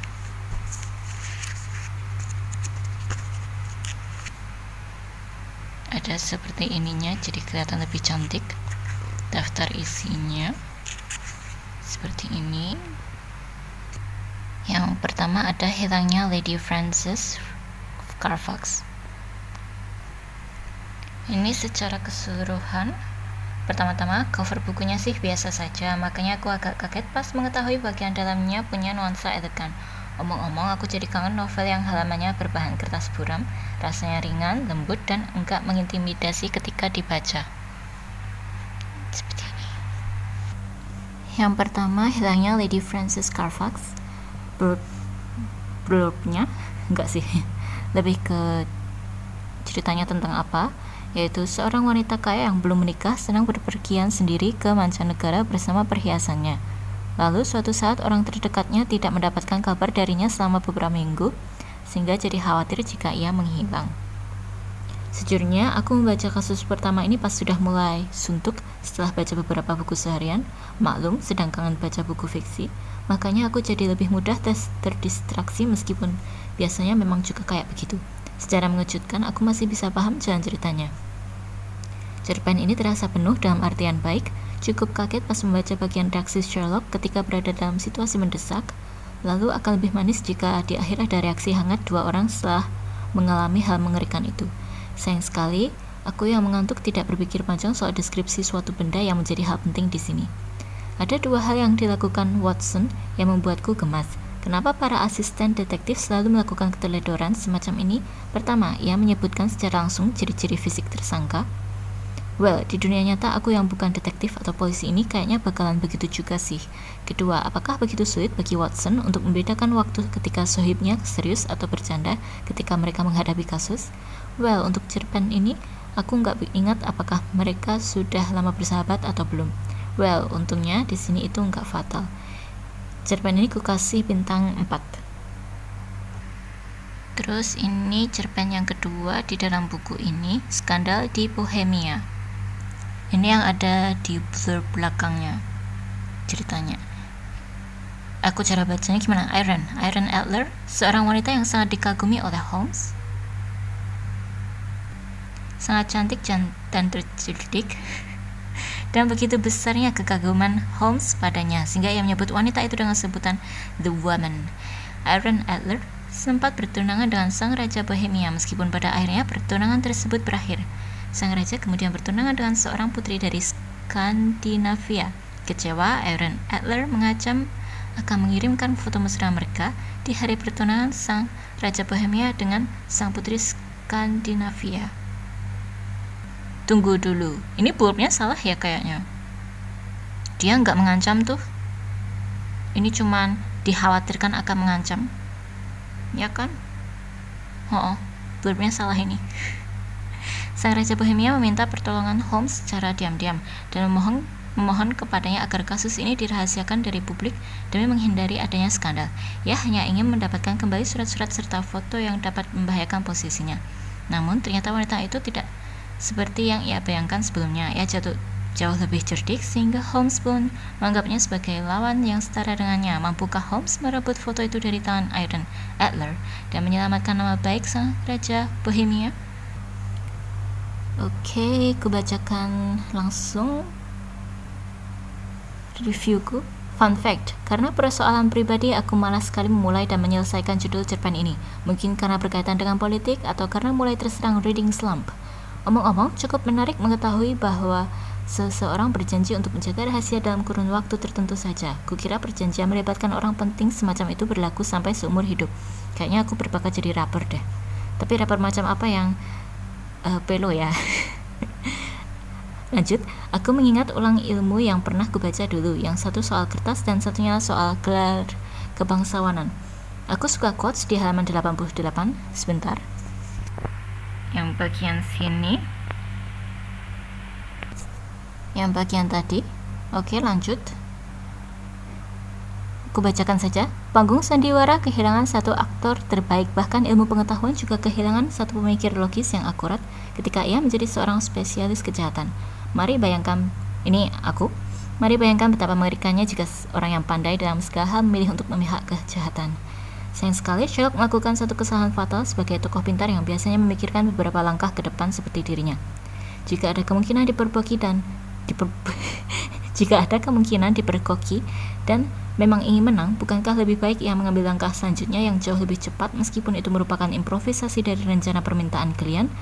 Well, untungnya ini berakhir aman-aman saja. Aku pun curiga Sherlock yang di sini memang sengaja mengelabui sampai akhir demi tujuan pribadinya. Atau apa aku terlewat sesuatu? Ini kukasih bintang 3. Selanjutnya kesaksian pria bungkuk.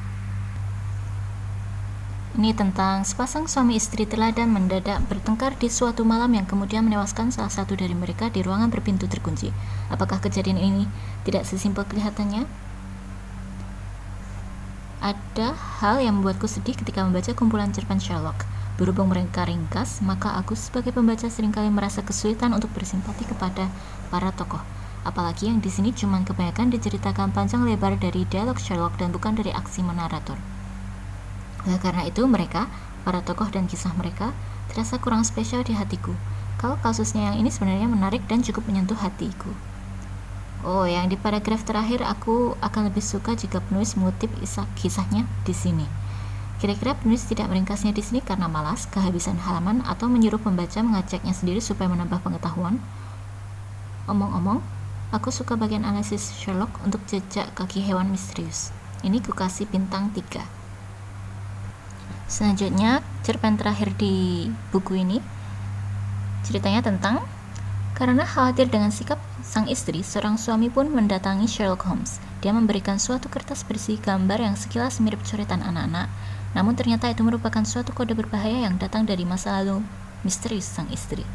Sepertinya format cerita Sherlock Holmes selalu dimulai dengan dia yang membaca pikiran sohibnya. Omong-omong, Watson adalah sahabat yang sabar dan pengertian sekali. Oke. Aku memulai cerita ini dengan perasaan malas, namun rupanya berhasil dibuat terpikat ketika kasusnya berjalan. Keseluruhan ceritanya sangat memuaskan, menimbulkan perasaan hangat dan juga marah. Di sini aku bersimpati kepada para tokohnya. Aku sangat mengapresiasi kode gambarnya yang begitu menarik. Kebanyakan hal di sini tidak dapat kuanalisis dan penjelasan ilmiah. Kebanyakan hal di sini tidak dapat kuanalisis dan penjelasan ilmiahnya termasuk susah untuk dibayangkan, setidaknya bagiku. Selain itu, judulnya misterius dan menarik perhatian. Kayaknya ulasanku sangat kocar-kacir dan tidak rapi. Ini ku kasih bintang 5. Jadi total untuk buku ini ku kasih bintang 4.